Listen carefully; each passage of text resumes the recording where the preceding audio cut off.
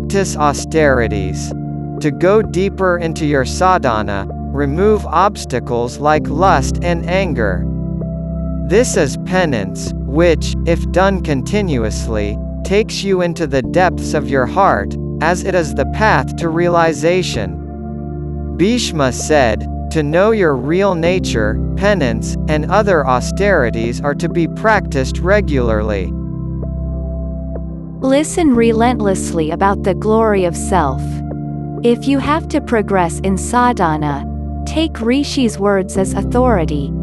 Hear and remember them repeatedly, as Rishi's words are not different from Rishi. Be impersonal. For a work performed, results should appear, but the doer should not be visible. Your speech should be impersonal. Behavior should be intelligent, and usage of I should be less, thus cutting the food supply to the ego. Be sincere. Your thoughts, speech, and actions should be identical. Then, you are in union with Brahman. Impurities in mind are obstacles to liberation. Mind your own business. Mankind is not unique. Each one behaves according to his nature and personality. Changing this is difficult as it is the nature of the mind. Do not blame nature for rain. Take an umbrella instead. Do not blame the pathway for thorns. Wear footwear instead. Sadhana should not involve interference. That is, mind your own business. Living truthfully and with total bliss, irrespective of external situations, leads to the culmination of future births. Identify the worthlessness of mind. I am the body, thought is the primary sin. Don't add fuel to this thought, but eradicate it. If the mind remains as precious as gold, you would not like to lose it. So, treat it as valueless, then, you will try to transcend it. Do not assume this body as yourself, the same way you do not presume the car as yourself. Be dispassionate. If you are dispassionate about all forms, names, and objects, then the gross body disintegrates.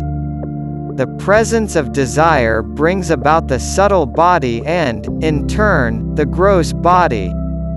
Primary I thought is the obstacle to realizing the self. Use dispassion to cut this, like an axe is used to cut a tree.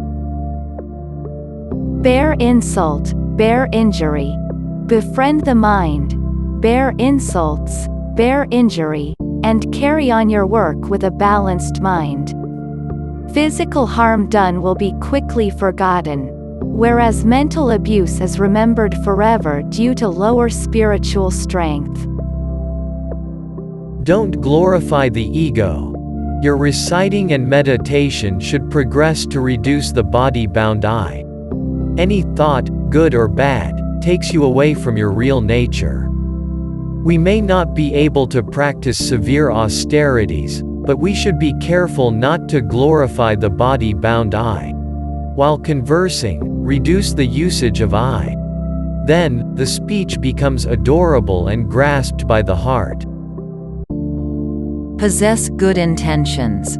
A person rooted in the body-bound I works and talks for his ego, not God's grace. While doing work, the intention is more important than the work. God sees the intention and nature of mind behind any work done, word spoken, and resolve taken. Get rid of differentiation. Serve others as if you are helping yourself. Whatever you do, perform it with an awareness of God and not with the "I did" feeling. The feeling, "we are all different," has to change. Be wise. Be safe. Do not wait for misery. Observe humanity and its hardships. Find out the reason behind them, and do not get involved in them. Then, you can pass on safely without distress. Befriend the mind. Without disciplining the mind, it cannot be directed towards its source. Befriend your mind to transcend it. Impersonal behavior and non-doorship would help in this process. Enjoy your sadhana. Involve the I thought in your sadhana. Your tendencies result from clinging to past thoughts, impressions, and habits. You derive pleasure while enjoying your tendencies. If you can derive the same pleasure while meditating on God, the past impressions will leave you. Be righteous. In preparation for the ultimate truth, train the mind in worship, japa, meditation, etc. Devote yourself to the allotted work and conduct yourself righteously. Righteousness leads to enlightenment. Be humble and tolerant. Tolerance and humility are always needed for those on the path of realization. While doing sadhana, many obstacles come. Tolerance helps overcome these obstacles and increases the strength of the heart. Give up doership. Remembering the coffee served for 100 years is the characteristic of ego. It is better not to give coffee, rather than remembering it forever, increasing doership. Don't desire recognition. Glorifying your ego should not be wished for unless it comes naturally. The truly wise don't take credit for their work. Only the ego wants ownership of the work done. Do not yield to praise or abuse. You are the self. Getting attached to praise or abuse supplies food to false I. This is Bhagavan's teaching. Instead, find your true nature. Utilize the riches, education, and honor earned for a good cause. Otherwise, the false I increases. Be detached. When troubled by relatives or non-relatives, ask, what is the actual relation between them and me? Then, the mind cools down, and the problems diminish. That is the merit of the enquiry method. Once body-boundedness is gone, there are no relationships left. Enjoy your destiny. Enjoy your destiny as you enjoy eating porridge. I have always felt that instead of thinking about how I am looking, I need to see the state of my mind. Is it pure or not? Or I am being caught up in reaction towards others?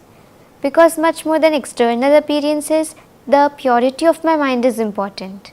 And I realized that when my mind is purified of defects and ego, then I will truly connect with the divine.